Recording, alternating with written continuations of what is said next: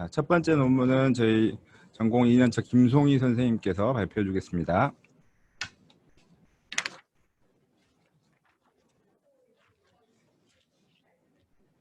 네, 안녕하십니까. 오늘 논문 리뷰를 맡은 2년차 김송희입니다.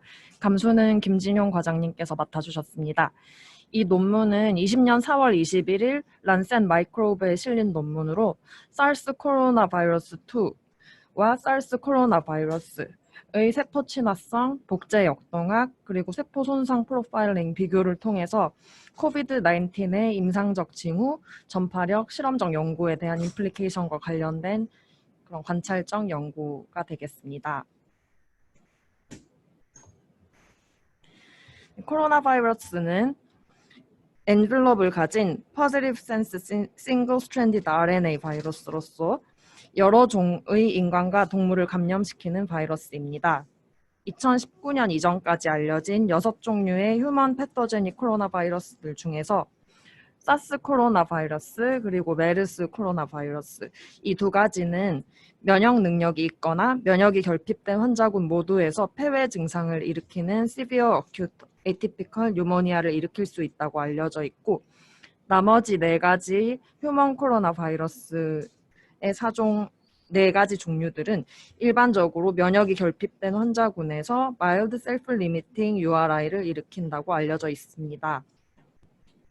그런데 2019년 12월 31일에 중국 우한, 후베이 지역에서 설명되지 않는 폐렴 케이스들이 WHO에 보고된 바 있으며 이런 새로운 리니지의 비베타 코로나 바이러스가 발견이 되었고 이것이 후에 사르스 코로나 바이러스 2라고 명명이 되게 되었습니다. 지금 사르스 코로나 바이러스 2, 즉 코비드-19 과 사스 감염은 공통적으로 증상을 보일 수 있는데 fever, myalgia, dry cough, dyspnea, fatigue 그리고 영상학적으로 atypical pneumonia에 부합하는 GGO 소견을 보일 수 있으나 임상적으로도 알려진 차이점들이 있습니다. 예를 들면 코비드-19에서는 다이아리아가 2에서 10.1% 정도에서 나타나지만 사스 같은 경우에는 더 빈번하게 20.1%에서 다이아리아 증상을 보이고 그리고 컨퓨전과 같은 뉴럴로지컬 매니페스테이션의 경우 사르스 코로나 바이러스 2에서 더 많이 보고가 됩니다. 그리고 또 하나의 큰 차이점이 전파 속도인데 코비드-19 같은 경우는 2개월 만에 세계적으로 확진자 수가 사스 전 세계 확진자 수의 10배를 넘겼습니다. 또한 코비드-19의 Mean Basic Reproduction Number, 즉 R0, 평균 기초 재생 개수는 사스와 비슷하게 대략 2에서 3 정도로 계산되지만 후베이 지역에서는 6.49 정도로 훨씬 높은 것으로 알려졌습니다.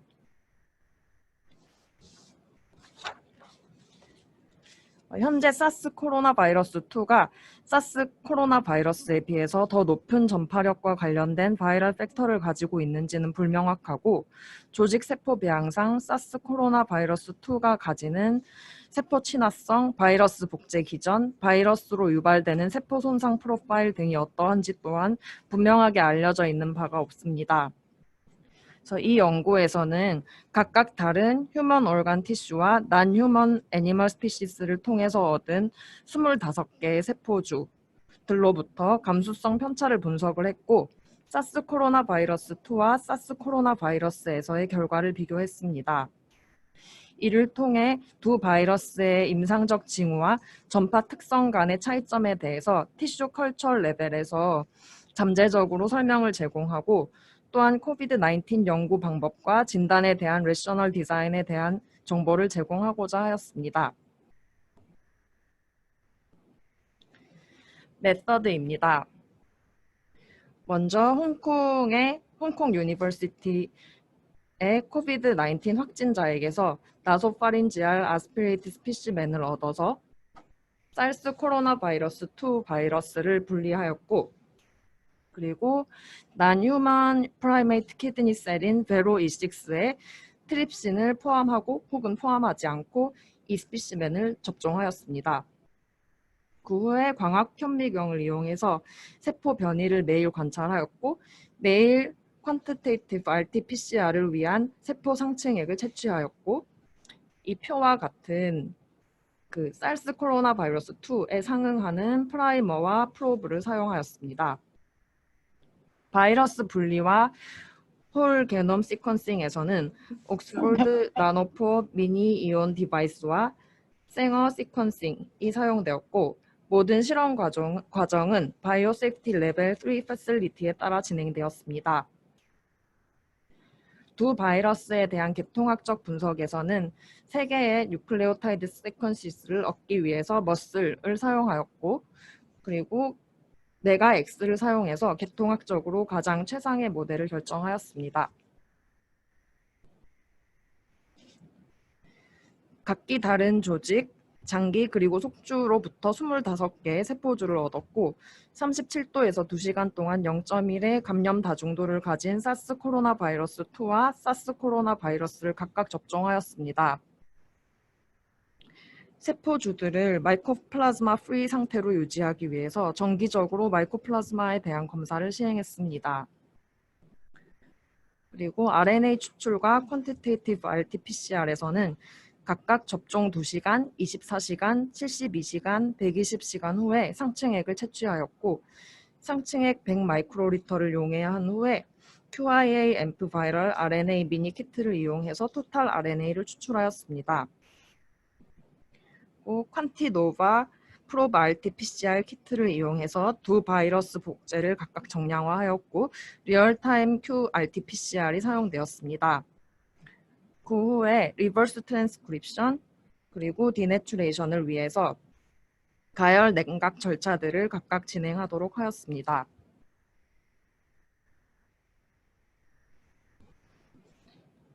사르스 코로나 바이러스 2 뉴클레오 캡시드 프로테인에 대한 항체를 얻기 위해서 정제된 사르스 코로나 바이러스 2 뉴클레오 캡시드 프로테인 100마이크로그램을 동량의 컴플리트 프론트 어주벤트에 혼합해서 뉴질랜드 흰토끼에 접종을 하였습니다. 또한 인컴플리트 프론트 어주벤트를 14일 간격으로 3번 접종한 실험 샘플을 준비하였습니다. 면역 혈청을 정량하기 위해서 96개의 웰 이뮤노 플레이트를 웰당 NHCO3에 100마이크로리터의 사스 코로나 바이러스 2 뉴클레오 캡시드 프로테인으로 코팅하였고 차단 시약으로 인큐베이션한 뒤에 희석된 이뮤나이스트 레빗에 사스 코로나 바이러스 2 뉴클레오 캡시드 프로테인 그리고 사스 코로나 바이러스 뉴클레오 캡시드 프로테인을 첨가하였고 다시 인큐베이션한 후 플레이트 워싱을 시행했습니다. 그 후에 홀스 레디시 페록시데이즈 라벨드 고트 안티 레빗 안티바디를 추가하였고 인큐베이션한 뒤에 웰을 워싱하였고 그리고 솔루션을 첨가한 후에 10분 반응시키고 0.3N 설퓨릭 애시드를 첨가하여 반응을 멈춘 뒤 450 나노미터에서 옵티컬 덴시티를 측정하였습니다.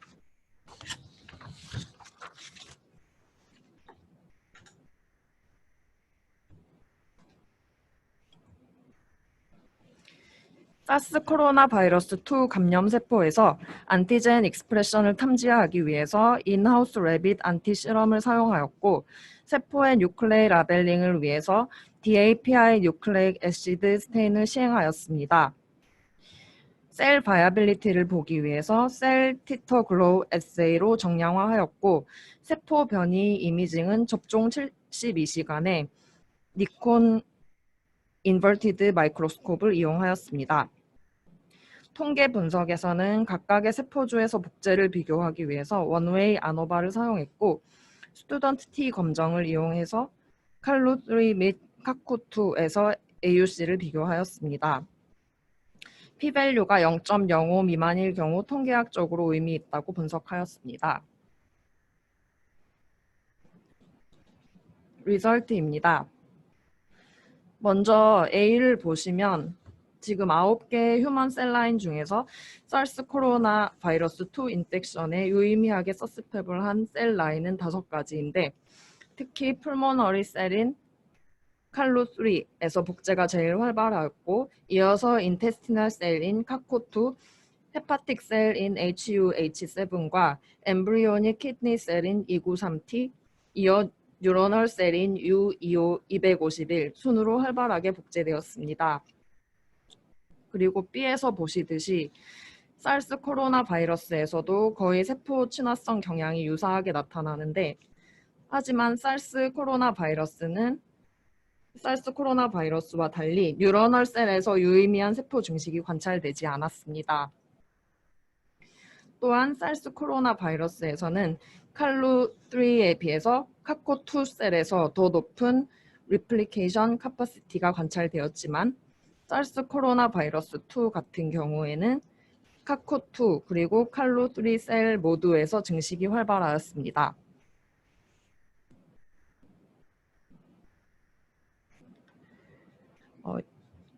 여기서는 AUC 애널리시스를 통해서 토탈 바이러스 프로덕션을 나타내었는데 사르스 코로나 바이러스 2에 감염된 칼루3 셀, 즉 풀모너리 셀에서 사르스 코로나 바이러스보다 토탈 바이러스 프로덕션이 유의미하게 많았고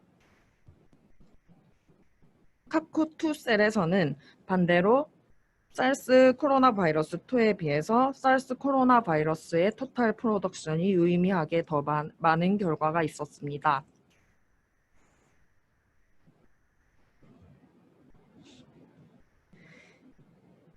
칼루3 그리고 카코2 세포에서의 사르스 코로나 바이러스 2와 사르스 코로나 바이러스 복제와 관련된 이러한 차이점들은 추가적으로 다른 에세이들을 통해서도 입증되었으며 이런 에세이들에서도 마찬가지 결과가 관찰되었습니다. 이런 결과들은 비록 두 바이러스가 유사한 셀룰러 트로피즘을 가지지만 풀모너리, 인테스티널, 뉴로널 셀을 감염시키거나 각각의 세포에서 바이러스가 복제되는 능력 자체가 차이가 날 수 있다는 것을 시사하였습니다.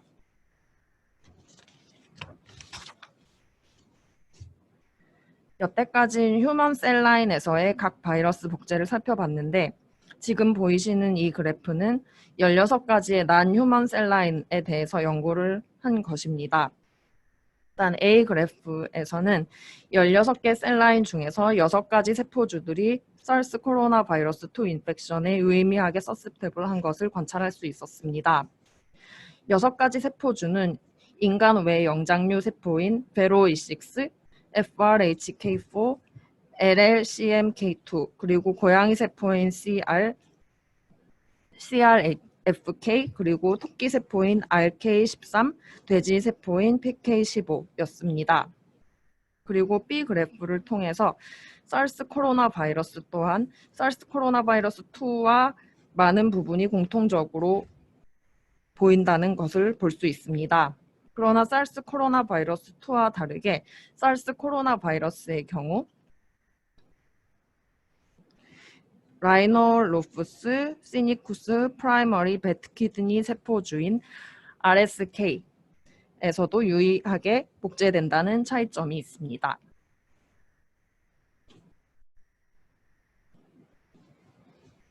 또한 제조합 휴먼 ACE2 프로테인 블라킹 에세이를 추가적으로 시행하였는데 이를 통해서 사르스 코로나 바이러스 인펙션과 동일하게 사르스 코로나 바이러스 2 또한 ACE2에 디펜던트하다는 결과를 볼 수 있었습니다. 현재까지 본 9개의 휴먼 셀라인과 16개의 난휴먼 셀라인들에 대해서 사르스 코로나 바이러스 2가 유발하는 셀 데미지에 관련된 연구를 시행한 결과입니다. 아까 휴먼 셀라인 중에서 사르스 코로나 바이러스 2가 유의한 감염력을 가진 세포주는 5가지였고 난휴먼 셀라인 중에서는 6가지였던 것으로 나타났었습니다. 사르스 코로나 바이러스 2의 복제력을 서포트하는 이 총 11가지 세포주 중에서 유의한 셀 데미지가 일어난 세포주는 베로26와 FRHK4 두 가지뿐인 것으로 나타났습니다. 이들은 모두 난휴먼 프라이메이트 셀라인에 속하는 셀들입니다. 사르스 코로나 바이러스 2와 사르스 코로나 바이러스에 감염된 이 두 가지 베로26 그리고 FRHK4 세포주에서 72시간 동안 포스트 이노큘레이션, 즉 접종한 지 72시간 후에 티피컬 사이토패틱 이펙트가 발생하는지 여부를 관찰하였고, 사르스 코로나 바이러스 2에 감염된 세포주에서 셀 라운딩, 디태치먼트, 디제너레이션 그리고 신시티움 포메이션을 포함한 세포 변이 효과가 관찰이 되었습니다.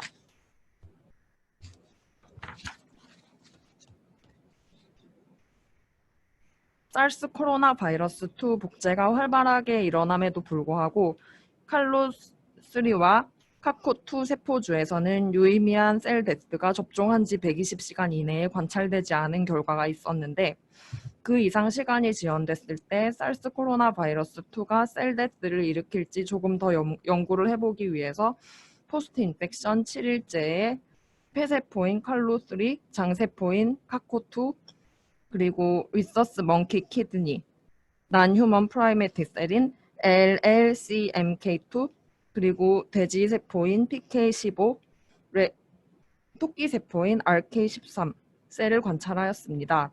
그 결과 각각의 세포주의 셀 바이어빌리티에 큰 감소폭이 관찰되지 않았습니다. 아까 전에 사르스 코로나 바이러스 2에 의해서 발생하는 셀 데미지에 관한 연구 결과에서 사르스 코로나 바이러스 2와 사르스 코로나 바이러스가 각각 같은 MOI로 접종이 되었으나 사르스 코로나 바이러스 2가 전체적으로 사르스 코로나 바이러스에 비해서 셀 데미지를 덜 유발한 점이 관찰되었습니다. 특히 베로26와 FRHK4 셀에서 두드러지게 이러한 차이가 드러나고 있습니다.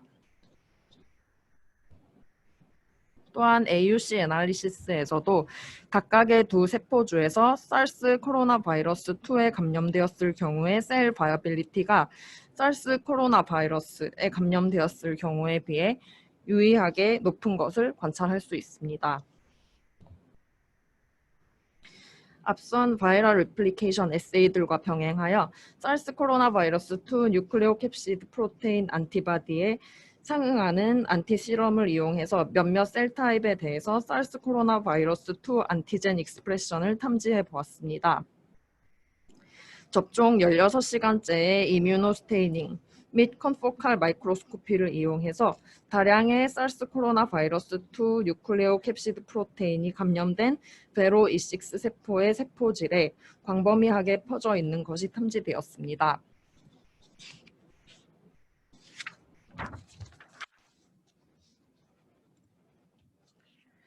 사르스 코로나 바이러스 2에 감염된 세포주를 정량화했을 때 이런 풍부한 안티젠 익스프레션은 바이러스가 복제되는 역동과 부합하는 양상임을 확인할 수 있었습니다. 즉 복제가 활발히 일어났던 칼로3, HUH7, 베로26에서는 안티젠 포지티브 셀들이 정량화되었으나 복제가 활발히 일어나지 않는다고 관찰되었던 BHK21, 햄스터 키드니 셀라인에서는 그렇지 못하였습니다. 앞선 결과와 마찬가지로 사르스 코로나 바이러스 2에 감염된 칼로3, HUH7, 베로26에서는 각각 안티젠 익스프레션이 나타나고 있지만 BHK21의 경우엔 그렇지 않은 것을 관찰할 수 있었습니다. 이 연구는 사르스 코로나 바이러스 2와 사르스 코로나 바이러스의 세포 친화성, 바이러스 복제 역동, 세포 손상 프로파일을 비교한 연구이고 현재까지 알려져 있지 않은 부분들이 많은 이 바이러스의 독특한 클리니컬 매니페스테이션, 트랜스미시빌리티, 그리고 진단의 기준 정립에 대한 통찰을 제공할 수 있을 것입니다.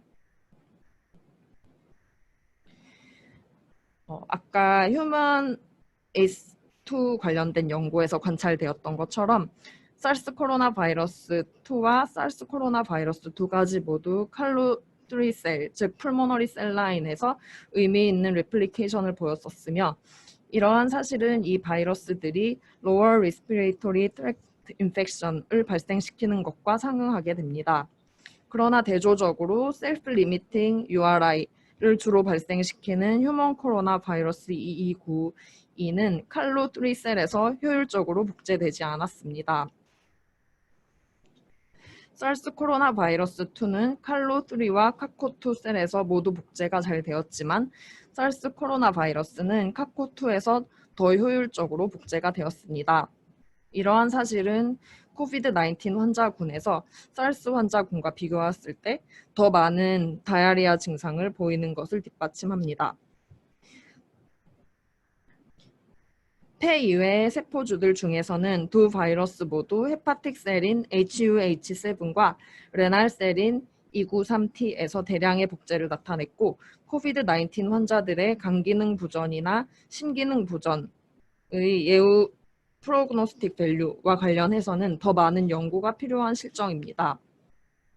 사르스 코로나 바이러스 2에서만 U251 뉴로널 셀의 모디스트 리플리케이션이 관찰되었고 코비드-19 환자의 9%까지도 컨퓨전이나 디지니스를 호소하고 몇몇은 후각 이상이나 미각 이상을 보고하는 점과 상응할 수 있을 것입니다.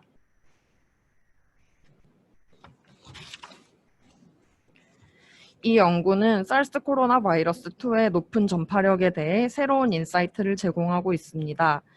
AUC 애널리시스상 사르스 코로나 바이러스 2가 사르스 코로나 바이러스에 비해서 칼로3 셀, 즉 풀모너리 셀에서 더 효율적으로 복제한다는 것이 밝혀졌는데 두 가지 바이러스 모두 휴먼 ACE2를 셀 엔트리 리셉터로 사용하지만 리셉터 바인딩 시 중요한 부분인 액토메인 아미노산 서열에 상당한 차이가 존재하고 휴먼 ACE2와 바인딩하는 친화성이 사르스 코로나 바이러스 2 액토도메인이 사르스 코로나 바이러스 액토도메인에 비해 10배에서 20배 정도 더 높다고 알려졌습니다. 이에 풀모너리 셀로의 바이러스 침입이 촉진되게 되고 코비드-19 환자의 호흡기 비말을 통해서 더 효율적인 전파로 이어질 수 있을 것입니다. 이 연구는 사르스 코로나 바이러스 2가 이미 인류에게 웰 어댑트 되어 있어 더 이상 알시니쿠스 베트셀에서 잘 전파될 수 없으며 코비드-19이 인간 대 인간으로 효율적으로 전파되는 것에 대해서 근거를 제공할 수 있을 것입니다.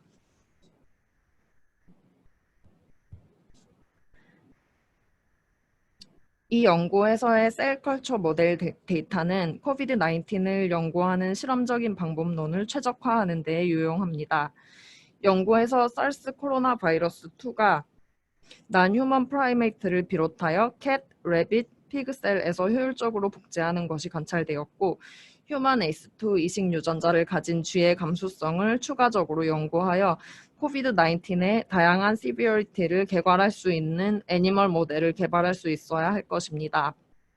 이 연구에서의 데이터는 사르스 코로나 바이러스 2 안티젠 익스프레션이 바이러스 복제 역동과 상응하는 것을 보여주고 있는데 비록 이뮤노플로레센트 안티젠 테스트가 RT-PCR에 비해서 민감도는 낮지만 비노동 집약적인 이 진단법이 코비드-19의 스크리닝 테스트로 이용되도록 고려해 볼 수 있을 것입니다. 이 연구에서 사용한 25개의 세포들 중에서 접종 120시간까지 관찰했을 때 베로26, FRHK4에서만 세포 변이 효과가 관찰되었으며 이는 셀 프로텍션 어세스먼트의 기초에서 안티바이럴 에세이를 최적화하는 데 중요하게 작용할 것입니다. 마지막으로 이 연구의 리미테이션입니다. 첫 번째로 이 연구에서 밝혀진 세포주의 친화성이 사르스 코로나 바이러스 2가 복제하고 생리학적인 상태에서 인간의 장기에 어떻게 영향을 미치는지 완벽하게 대표하지 못할 수 있습니다. 그래서 더욱 생리학적인 모델을 이용해서 바이러스 호스트 인터랙션에 대한 추가적인 특정화가 필요하겠으나 메르스 코로나 바이러스의 경우 셀라인 서셉티빌리티에서 관찰된 양상이 메르스 환자들에게 실제로 관찰된 바와 크게 부합하였던 바 있습니다. 두 번째로 실험 과정에서 사용된 바이럴 아이솔레이트는 다른 사스 코로나 바이러스 2 연구에서 사용되었던 한 가지만을 사용했습니다. 다른 아이솔레이트, 특히 리셉터 바인딩 도메인을 포함하는 아미노산 변이를 가진 아이솔레이트 등에 대한 연구가 추가적으로 필요한 실정입니다. 그리고 이와 더불어 바이러스로 유발된 심근세포, 손상이나 동물 숙주 등에 관해서 더욱 깊이 있게 알기 위해서 심근세포 등 다른 휴먼 셀라인 그리고 애니멀 셀라인에 관한 바이러스 역동학적인 연구가 이루어져야 할 것입니다. 네, 감사합니다. 네, 상당히 어려운 내용인데 발표 잘 해주셔서 감사합니다. 앞에는 뭔 말인지 잘 모르겠죠? 그래서 지금 뒤쪽만 좀 디스커션만 제가 설명을 해드리자면, 지금까지 우리가 지금 임상적으로 알았던 몇 가지 특징들을 2002년 처음 발견된 그 사스와 비교를 해본 겁니다. 그래서 일단 초반에 우리가 사스하고 그 다음에 지금 코비드 19 원인인 사스 코로나 바이러스 2가 염기서열 비교할 때는 한 80% 정도 유전학적 상동성이 있다. 이 정도까지는 다 알고 계시죠? 근데 그게 실제로 우리 몸에 들어왔을 때 어떤 차이가 있는가를 여기서 주로 나오는 이런 칼로3, 그 다음에 칼코2 이런 그 셀 라인을 이용해서 증명을 해 보인 겁니다. 방법론은 되게 어렵긴 하지만 일단 몇 가지 이제 기본 지식으로 알아야 되는 거는 바이러스는 스스로 혼자 클 수가 없죠. 그래서 사람의 세포가 있어야지만 세포 배양을 할 수가 있어요.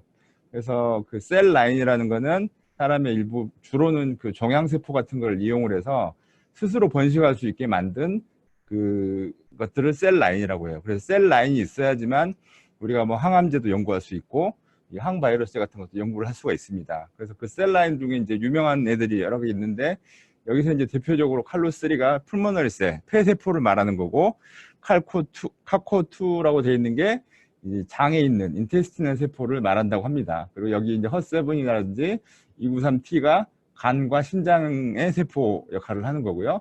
그다음에 U251이라고 하는 게 이제 신경세포를 말하는 겁니다.